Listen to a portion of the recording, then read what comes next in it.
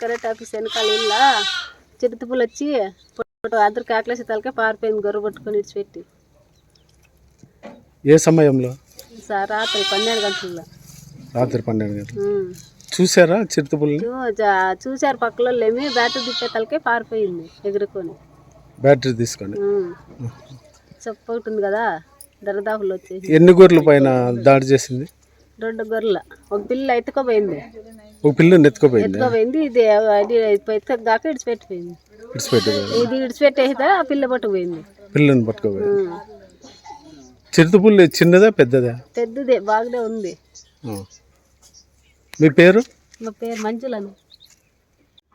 కమ్మదూరు నుండి పాగోడకు వెళ్ళు రహదారిలో సబ్స్టేషన్ వెనుక భాగాన పెట్రోల్ బంక్ సమీపాన మంజుల నివాసం ఉంటుంది. మంజుల కుటుంబ సభ్యులు రాత్రి వేళల్లో అక్కడే ఉంటున్నారు. గొర్రెల మందను అక్కడే వదులుతున్నారు.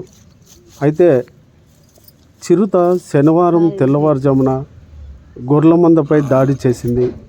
ఈ దాడిలో ఒక గొర్రెకు గొంతుకు గాయాలయ్యాయి.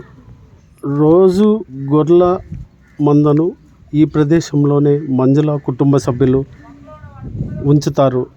ఇక్కడ ఒక కంచె కూడా గొర్రెల చుట్టూ ఏర్పాటు చేశారు. ఈ కంచెను ఎగిరి గొర్రెల మందపై చిరుత దాడి చేసింది. ఈ దాడిలో ఒక గొర్రెకు కాళ్ళు కూడా విరిగిపోయింది. అయితే చిరుత దాడి చేసే సమయంలో గొర్రెలు అరవడంతో అక్కడ నిద్రిస్తున్న వారు కేకులు వేశారు. వెంటనే ఆ చిరుత చిన్న గొర్రెని నోటిన పట్టుకొని కంచె ఎగిరి వెళ్ళిపోయినట్లు మంజుల కుటుంబ సభ్యులు తెలుపుతున్నారు. ఏదేమైనా ఫారెస్ట్ అధికారులకు చాలాసార్లు చిరుత సంచారం ఉందని తెలియజేసినా వారు పట్టించుకోలేదని అక్కడున్న రైతులు కూడా తెలుపుతున్నారు.